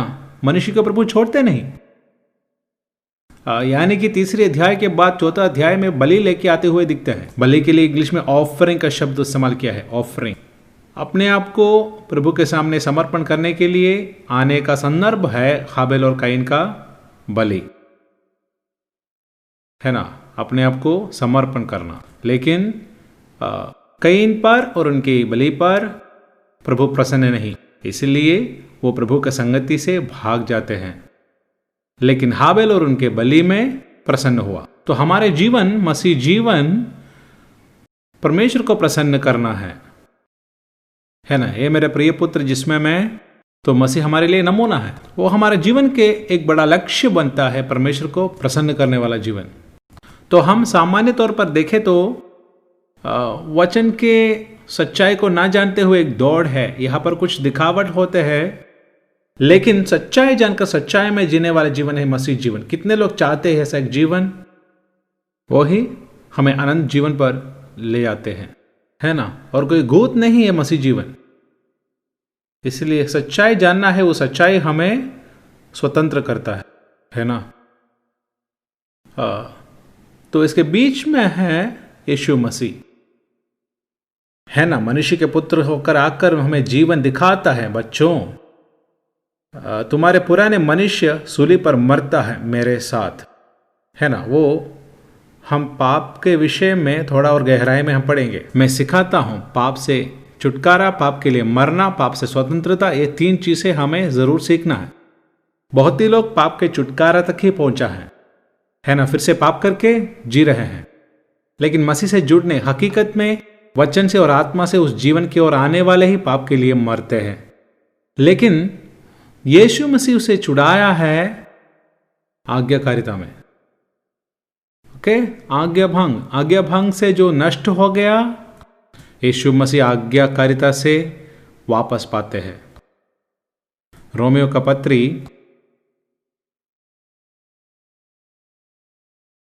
5वां अध्याय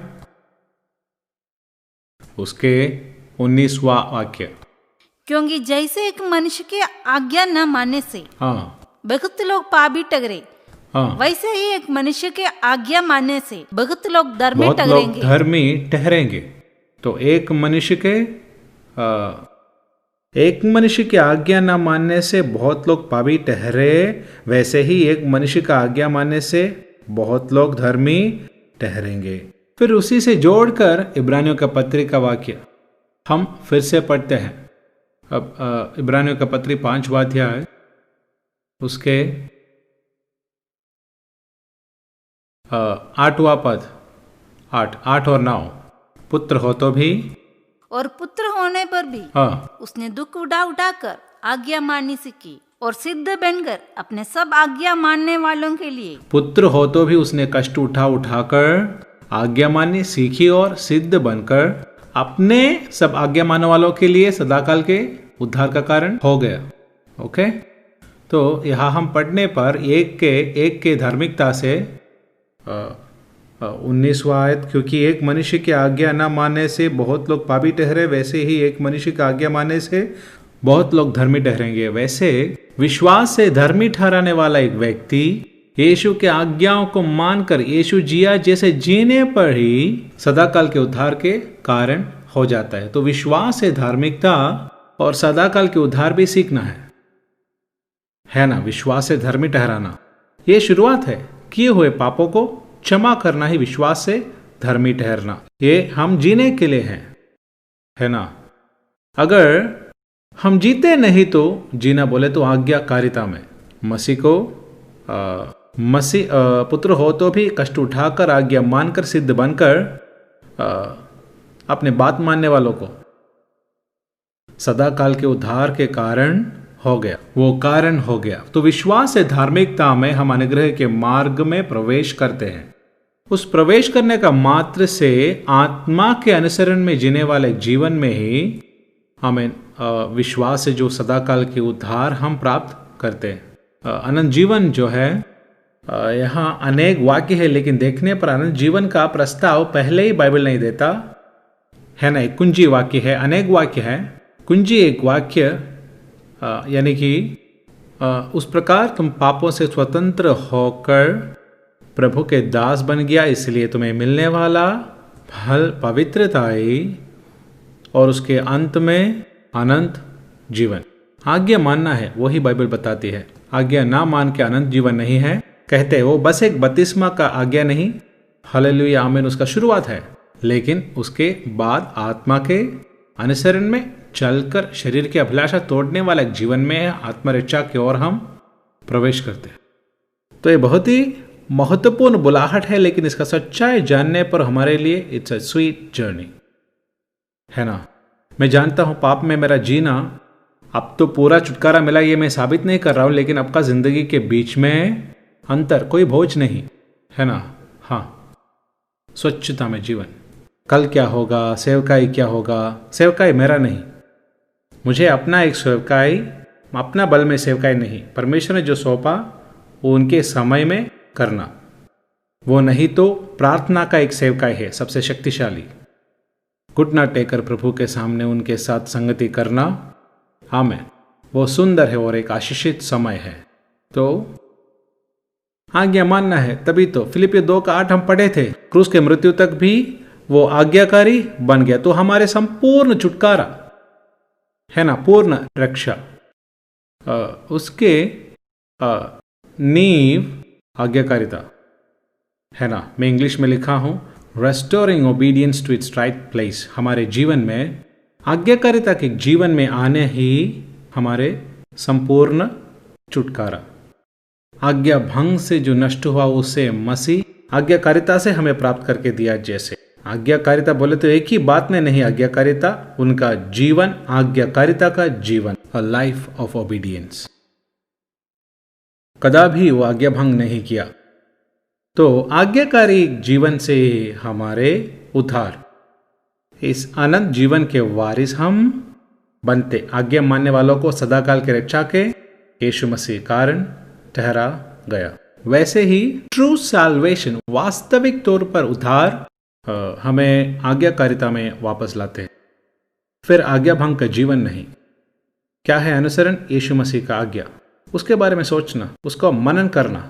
फिर प्रभु इस जीवन में पुराना नियम हम पढ़ने पर, निर्गमन 24 पर मूसा को यह नियम सब मिलता है। वहां एक बलि चढ़ाकर मुझसे एक वाचा बांधते हैं, है ना। वहां एक बलि के द्वारा रक्त सभी के ऊपर चिटकाता है। प्रेरित जो पत्रोस के पत्री में रक्त से हृदय में चिटकाए जाने वाला पवित्र लोग करके एक शब्द वहां इस्तेमाल करते हैं। वो हमारे पहले का जो पाप का छुटकारा के लिए रक्त नहीं है, वचन का पालन करने के लिए हम परमेश्वर से करने वाला एक वाचा है ना। हमारे कई जगह पर कई लोग उस समय में उनके हृदय में उस वाचा में आया, है ना। मैं वाचा में मेरे जीवन में नहीं आया था। बपतिस्मा लिया, हमें पता है कि बपतिस्मा उसका एक भाग है, तो भी उसके बाद हमें परमेश्वर का वचन में जीना है करके एक बड़ा प्यास हमें होना है। उस समय में हम परमेश्वर के साथ एक अटूट वाचा, वही इस्राएल, वो लाल सागर में बपतिस्मा लिया, लेकिन होरेब में आने पर एक बलिवेदी बना के फिर वो बलि वस्तु काट कर बलि के वो रक्त के नाते, बलि के नाते वो सब हाथ उठाकर हम सब ये आज्ञाएं मानेंगे। फिर से नहीं, वो प्रारंभ है। सबको व्यक्तिगत रूप से उनके ऊपर लहू चिटकाकर, एक लहू का नियम, नहीं तो बलि का नियम, है ना। उसके बाद तुरंत हम पढ़ते हैं, वे परमेश्वर यहोवा को देखकर भोजन किया, संगति, है ना। प्रेरितों के काम में बपतिस्मा लिए हुए वे प्रेरितों के उपदेश सुनकर संगति किया। तो यीशु मसीह से संगति, परमेश्वर से जो संगति वचन के अनुसार एक संगति है। हम वचन मानते नहीं तो हमारे अंदर वो रिश्ता नहीं, है ना। मुझे प्रभु प्रभु पुकारने वाला ही नहीं, मेरा स्वर्गीय पिता के इच्छा करने वाला, है ना। एक बार माँ और भाइयाँ यीशु को मिलने आने पर चेले लोग कहे, आपका माँ और भाइयाँ यहाँ हैं, तो मेरी माँ कौन है, मेरे भाई कौन है, मेरे बहन कौन है। हालेलुया। स्वर्गीय मेरे पिता के इच्छा करने वाले ही मेरे माँ, मेरे भाई और मेरे बहन। ये कहने पर परमेश्वर की आज्ञा मानकर जीने वाले लोग ही इस रिश्ता में आ पाएंगे। जानते हैं संसार में रिश्ताएं हैं, है ना। माता पिता और बच्चे, ये रिश्ता है, बाहर मिलने वाले लोग भी इनको पिता कहते होंगे, लेकिन संपत्ति बांटने पर ही हमें पता चलता है कौन है संतान और कौन है पिता, है ना।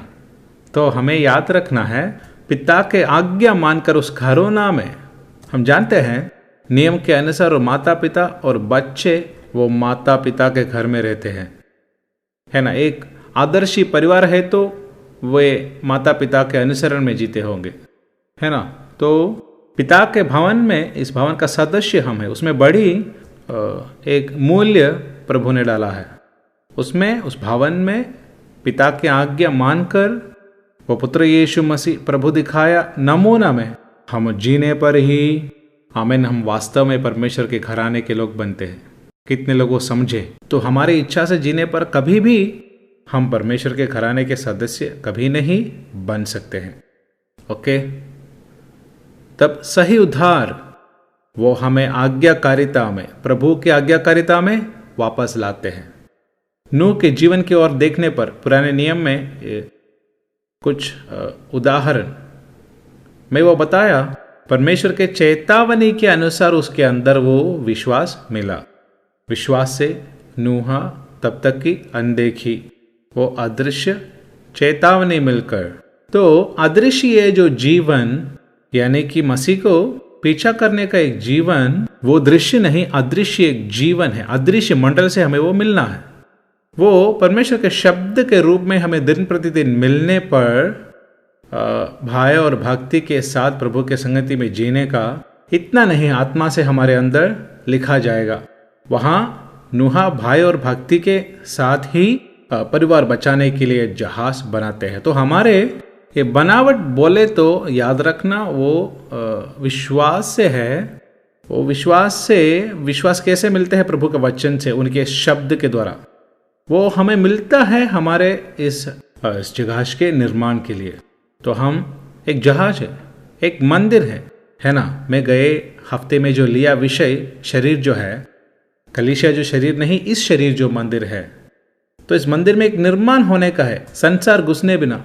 गए दिन मैंने बताया, जहाज अधूरा बनाने से नहीं होगा, बचेगा नहीं, है ना। वो जहाज पूरा बनाने का है ना।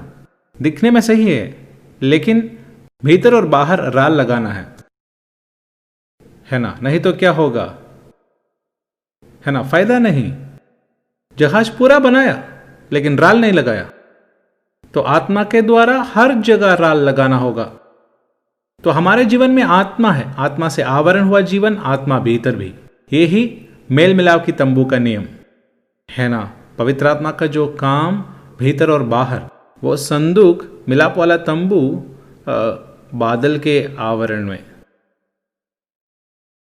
फिर उसके अंदर प्रभु का महिमा भरा। तो मूसा पर्वत पर चढ़ने पर वो पर्वत किसी को दिखाई नहीं देता, एक अदृश्य मंडल बन जाता है। बादल से वो पर्वत, बादल हमेशा पवित्र आत्मा दर्शाता है ना। तो वो बादल के ओर कौन चढ़ता है? मूसा। तो तराई से किसी भी जन मूसा को देख नहीं सकता, कारण यह है वो प्रभु का आवरण में है ना। वहां से परमेश्वर का नियम मूसा को मिलता है। ऐसे प्रभु से निकलने वाला वचन, वही नया नियम में हम पढ़ते हैं, गुप्त में देखने वाला पिता। कमरे में नहीं तो कोठरी में जाकर, मतलब एक छोटे कमरे में जाने का विषय नहीं, हमारे इस जो भवन के दरवाजे हमें बंद करना है, बिल्कुल कान, आंखें, मन भी, सब कुछ प्रभु में केंद्रित होने का एक अवस्था, वो एक अदृश्य अवस्था है। तो अदृश्य चीजों का चेतावनी मिलना है तो अदृश्य मंडल में प्रवेश करना है। कितने लोग वो समझे? आमीन। अदृश्य मंडल में प्रवेश करने के लिए हम बस प्रभु प्रभु पुकारने से नहीं होगा। इसीलिए प्रभु के उपदेश में, है ना, बक बक करने का प्रार्थना भी, ये सब बंद करके परमेश्वर के साथ गुप्त में देखने वाला पिता, गुप्त में देखने वाला पिता, उस पिता से हमें मिलना है तो पिता के साथ रिश्ता में आना है। तो हमारे प्रार्थना का जीवन हर सवेरे एक अदृश्य मंडल में प्रवेश करना है। उसके लिए प्रार्थना करना, प्रभु कैसे, है ना। ऐसे हम जीना शुरू करने पर, ये वास्तव में जीवन में आने पर हमारे हृदय वचन से भरेगा, पवित्र आत्मा से भरेगा, पवित्र सोच से भरेगा।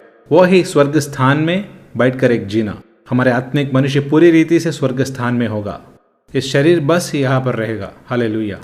तो हम देखते हैं, सुनते हैं, लेकिन सब जो देखा और सुना बातें प्रेरित लोग प्रचार किया, लेकिन जो देखा और सुना हुआ स्वर्गीय था। इस भौमिक चीज देखना भी यीशु मसीह के नजरों से वो देखते थे, है ना, पहचानने का, है ना। वो देखते तो भी ग्रसित नहीं होते, ऐसा एक शब्द प्रभु इस्तेमाल करते हैं। देखता है पर प्रभु के नजरों से नहीं देखते हैं, है ना। तो हम संसार को देखने पर परमेश्वर इसे कैसे देखता है, धरती कैसे देखते हैं, उसी नजरों से देखने के लिए हमारे आंख, इस मन मसीह के मन होने जैसे हमारे आंखें, हमारे कान, हमारे जीभ, सब कुछ परमेश्वर कैसे देखता है, परमेश्वर कैसे सुनता है, परमेश्वर किस प्रकार चेतावनी देता है, उसी अवस्था में हम भी आना है। परमेश्वर कैसे काम करते हैं, तो उसी अवस्था में आने पर हम स्वर्गीय बन जाते हैं, है ना। धरती पर स्वर्गीय बन के एक जीवन है, वो 6वां अध्याय में आना है। पूरा समर्पण का जीवन है, धार्मिकता के लिए शरीर के अंगों को हम समर्पण करते हैं। 6 बार हम देखते हैं परमेश्वर के आज्ञा के अनुसार नूहा ने किया, वैसे ही किया, है ना। तो नूहा को अनुग्रह मिला अपने पीढ़ी में, नहीं तो अपने पीढ़ी में निष्पाप और एक धर्मी जीवन बिताने के लिए था। उसके साथ ही वो परमेश्वर के साथ चला। ये परमेश्वर के साथ कैसे चलते हैं? हानोक परमेश्वर के साथ चला, मतलब आज्ञा है। परमेश्वर जो भी आज्ञा दिया है उसके अनुसार जीने वाला सब उनके साथ चलते हैं। हालेलुया। और भौतिक तौर पर परमेश्वर आकर हाथ पकड़ने वाला बात नहीं है ना। परमेश्वर का आज्ञा जो भी है, इसीलिए आत्मा के अनुसार में आज जो चलने के लिए हमें दिया हुआ अधिकार, तो आत्मा के अनुसरण में कौन चलते हो वो परमेश्वर का साथ चलते हैं, है ना। उनका वास, स्पष्ट बोलो तो परमेश्वर वास करके उनके साथ चलने वाला जीवन, नूहा से हानोक से श्रेष्ठ एक जीवन, है ना। तो नूहा अपने पीढ़ी में निष्पाप था, नूहा परमेश्वर के साथ चला। साथ चलना बोले तो आज्ञाकारिता, साथ चलना, लिखिए, साथ चलना तो आज्ञाकारिता, आत्मा के अनुसरण में। परमेश्वर के आज्ञाओं पर चलने वालों को ही वो अपना कार्य सौंपते हैं। तो हम स्व इच्छा से बहुत कुछ कर सकते हैं। कैन है तो स्व इच्छा से परमेश्वर से भाग जाकर एक शहर बनाया, है ना। वो शहर बना के कैन सेवकाई बोले तो सब कुछ चलते थे, लेकिन वो स्व इच्छा का काम है ना। शिनार देश में बाबेल बनाना, हम तितर भीतर न होना, ये सब भाड़ के बाद जो सोच है, हम तितर भीतर न होने के लिए हमारे लिए एक शहर बनाए, एक शहरपना भी बनाए जो स्वर्ग तक पहुंचते हैं। तो स्वर्ग जाने का मनुष्य का स्वयं प्रयत्न, हम उसे नाम देते हैं, वो है बाबेल, है ना। तो सेवकाई सब अच्छा है, लेकिन वो बस नाम के लिए काम हो तो, घमंड है तो, है ना, वहाँ समस्या है। तो आज्ञाकारिता में चलने वालों पर प्रभु काम सौंपता है। हम इब्रानियों के पत्री में 11वां अध्याय में वो मनन किया, बुलाहट, विश्वास, मिरास, अदृश्य, ये सब वचन का मनन है। तो देखिए, बुलाहट, विश्वास, बुलाहट से मिला विश्वास, वो बुद्धि में मिला विश्वास नहीं। मिरास, मिरास में मिलने वाला देश। अदृश्य, यह न जानकर कहाँ जा रहा हूं, आज्ञाकारिता, आज्ञा मानकर। निर्गमन, निर्गमन ही नहीं, वो एक आत्मिक यात्रा है। निर्गमन, आत्मिक यात्रा, मिरास में प्रवेश। इस्राएल के संतान मिस्र देश से निकले, आत्मिक यात्रा करके दूसरी पीढ़ी मिरास में प्रवेश किया। लेकिन आत्मिक यात्रा ना करने वाला एक झुंड, आज्ञा भंग का एक झुंड जंगल में नाश हो गया। हमारा जीवन है ना, बाहर निकलने से ही नहीं हुआ, हमें आत्मिक यात्रा करना होगा। लाल सागर पार करके गीत गाने से ही नहीं, होरे प्रभु का पर्वत पर आना है, वाणी सुनना है, उसके अनुसार काम होना है ना। प्रभु उनके मध्य वास करता है, परमेश्वर हमारे अंदर वास करने का काम होना है। उसके बाद जो यात्रा में यर्दन पार करके मीरास में प्रवेश करता है। फिर भी रुकावटें हैं, है ना। वो 7 जंगल से यात्रा ये मेरा विषय है। वो मिस्र से कनान तक एक यात्रा है, वो हमारी यात्रा है ना। बुलाहट, विश्वास, मीरास, अदृश्य, आज्ञाकारिता। आज्ञाकारिता कुंजी है। आज्ञा मान के ये न जानते कहा जा रहा हूं, हाँ एक आत्मिक यात्रा। वो आत्मिक यात्रा एक बार अंत होता है मोरिया पर्वत में, संपूर्ण बलि बनता है। संसारी मनुष्य को आत्मिक यात्रा में बुलाहट, निर्गमन, अपना मीरास, अपना आत्मिक यात्रा में भारी एक लकड़ी के झुंड लेकर अपना बेटा मोरिया का पर्वत में जा रहे हैं। वहां अब्राहम का आत्मिकता ही बलि के रूप में समर्पण होता है। वो दूसरा एक विषय है। आत्मिक है बोलने पर बलि का नियम, लौट कर आने पर पुनरुत्थान का भाग है। वो नया जन्म लेने वाले, याद रखना, मसीह पैदा हुआ और बड़ा अपने समय पर सूली की ओर गए। जैसे अपने अंदर मसीह पैदा होने पर उनका बढ़ना हमें क्रूस की ओर ले जाते हैं, क्रूस की ओर ले जाते हैं। वो क्रूस पर हमारे मृत्यु तक, है ना। हम पर पैदा हुआ मसीह बढ़कर हमें उसकी ओर ले जाता। वहां मृत्यु के द्वारा पुनरुत्थान, पुनरुत्थान से है स्वर्ग स्थान में बैठने का हमें मीरास मिलता, है ना। जन्म लिया बोलकर गलील की रोटी मच्छी खाने से नहीं होगा। आमीन। क्रूस के और एक यात्रा करने पर मसीह हम पर बढ़ना है ना। वो बढ़ता नहीं तो हम वहीं पर रहेंगे। तो यीशु मसीह में जो मीरास है, निर्गमन विश्वास से, यात्रा विश्वास से, मीरास में प्रवेश करना विश्वास से, लेकिन आज्ञा मानना है कुंजी। आज्ञाकारिता के साथ एक विश्वास में ही वो विश्वास वास्तव बनेगा, वो यात्रा वास्तव होगा। निर्गमन का पुस्तक 15वां अध्याय 26वां आयत। कि यदि तू अपने परमेश्वर यहोवा का वचन तन मन से सुने और जो उसकी दृष्टि में ठीक है वो ही करे और उसकी सब विधियों को माने, तो जितने लोग मैंने मिस्र पर भेजा है उनमें से एक भी तुम पर न भेजूंगा, क्योंकि मैं तुम्हारा चंगा करने वाले यहोवा हूँ। तो ये लोग इस यात्रा में उनको मिलने वाला पहला वाचा है, एक वायदा का नियम है। तो याद रखना, वायदा का नियम है, बड़ी महत्वपूर्ण एक वाक्य है। एफेसियों का पत्र 2 अध्याय में वायदा के नियम से अलग, है ना, आशा रहित, यह है हम अन्य जाति बनने का अवस्था। वायदा परमेश्वर के, वायदा सब नियम के अनुसार, वायदा का नियम, नियम के बिना वायदा नहीं। ओके, बड़ी महत्वपूर्ण इस पीढ़ी में हमें समझने वाला सच है, क्योंकि इस दशा में नियम जरूरी नहीं, सब कुछ विमूल्य, ये सिखाने वाला समय है। लेकिन वचन सिखाने वाला ये बात नहीं है। प्रभु के वायदा के अनुसार रहने वाला एक नियम है। वो नियम का पालन करने में ही वो वायदा हमें मीरास बन के मिलता है। पानी उबलने का एक नियम है, तो वो नियम के अनुसरण ही वो पानी उबलते हैं, है ना। गेहूं का बीज जमीन पर गिरकर मरने से ही उसमें पुनरुत्थान होता है, नहीं तो नहीं। वो उगना है तो वो नियम है, प्रकृति का नियम है। आत्मिक तौर पर भी वो नियम है ना। कई बार देखते हैं नियम है, अगर ये सारे नियम हमें नहीं मिल रहा है तो वायदा का हकदार नहीं बनेंगे, सिर्फ वायदा वायदा बोल ही सकेंगे। तो याद रखना, इस धरती की जो भी वायदाओं पर नहीं हमारा श्रद्धा, प्रभु का वायदे पर होना है। प्रभु के मंडल में ही हमें इन सारे बातों को पहचान करने का अनुग्रह में हम आएंगे। ये तो वचन है, यह वचन के अनुसार है। आप ध्यान से सुनकर उनको प्रसन्न करना, वचन हम सुनकर उसमें जीने में ही हम परमेश्वर को प्रसन्न कर पाएंगे। यीशु मसीह 30 साल की जीवन के बाद वहां आकर जब बपतिस्मा लेते हैं, बाहर आने पर ये मेरे प्रिय पुत्र जिसमें प्रसन्न, क्योंकि 30 वर्ष से पूर्ण रीति से परमेश्वर दिया हुआ उस आज्ञा में ही वो जिया, क्योंकि 30 साल अपने माता पिता के अधीन रहा। सोचिए, प्रभु का पुत्र धरती में मनुष्य बनकर एक गरीब परिवार में माता पिता के अधीन रहा, ये हम पढ़ते हैं। ऐसा है तो 30 साल के जीवन पिता को परिपूर्ण रीति से प्रसन्न किया।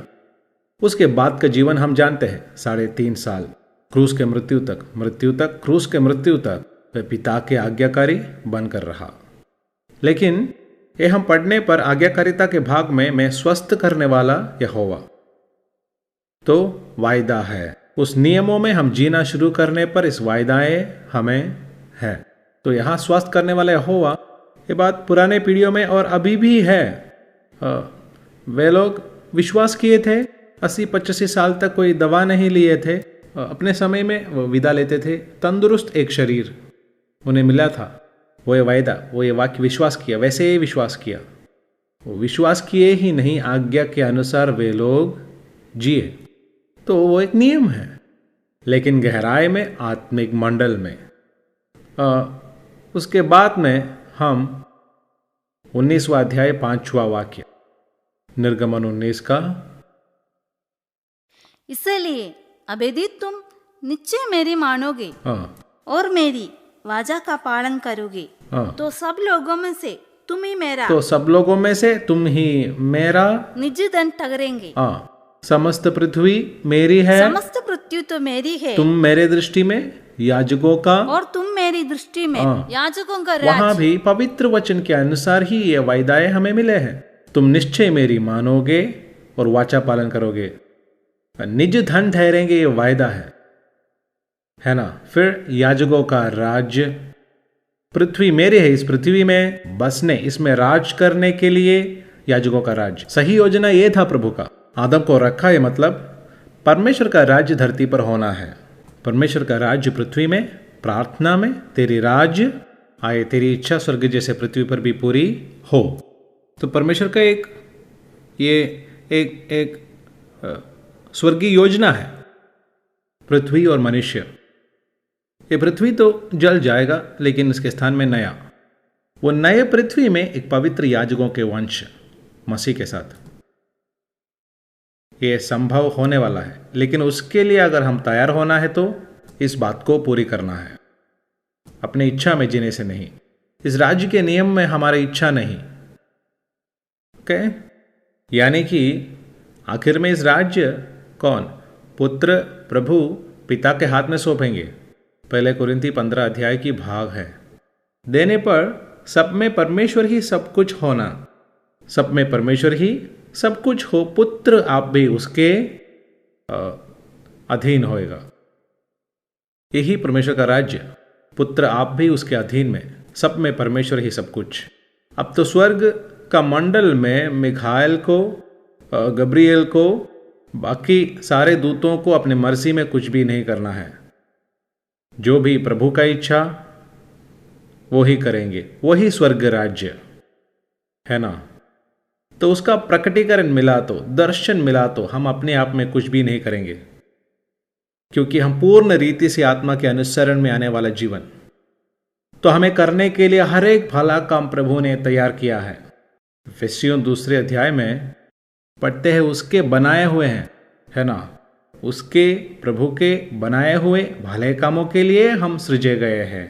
वो भले काम हमारे भले काम नहीं है, हमारे सृष्टि नहीं है, परमेश्वर करने वाला काम, हमारे द्वारा होने वाला। हम एक पात्र है, इस पात्र से होने वाला काम।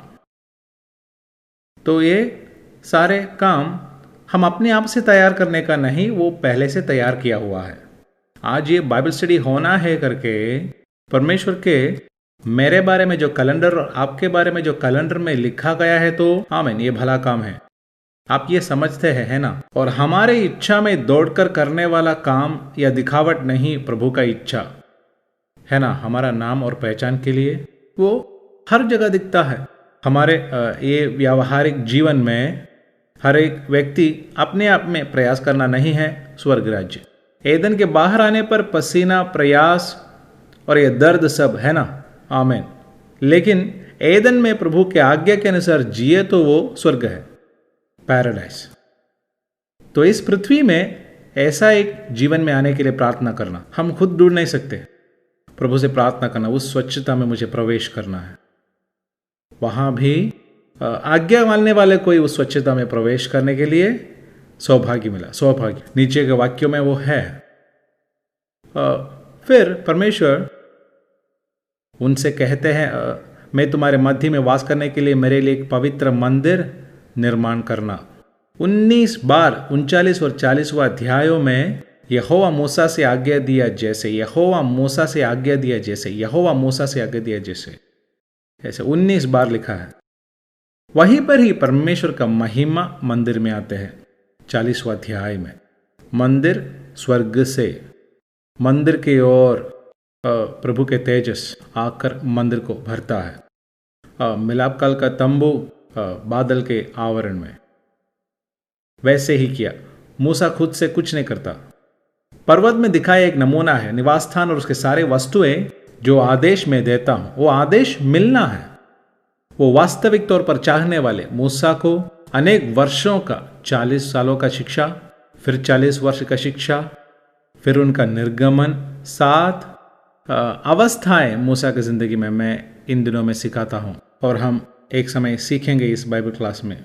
मेरी अनुभव में बहुत लोग बोले उनके जीवन में बदलाव लाए हैं, एक बेदारी लाएंगे, है ना। मूसा के जीवन के 7 अवस्थाएं, फेसेस। तो यहां हम पढ़ते हैं परमेश्वर का महिमा उतारने का कारण मूसा ने वैसे ही किया हो। क्या रिश्ता है मूसा का परमेश्वर से?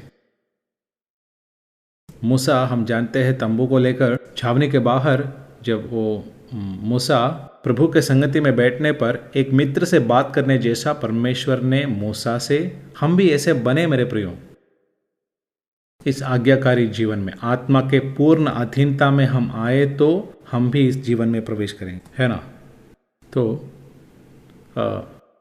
दूसरा, मंदिर बनाते हैं बलि के लिए, ये याद रखना। मंदिर बनाते हैं अपना दिखावट के लिए नहीं, है ना।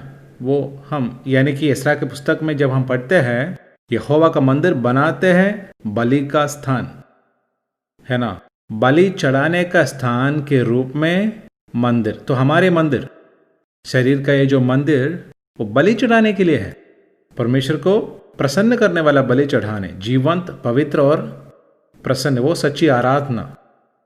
अगर हमारे व्यक्तित्व दिखाने के लिए, अपना सामर्थ्य दिखाने के लिए है तो, बस हमारे दिखावट के लिए है तो प्रभु का मंदिर नहीं, है ना।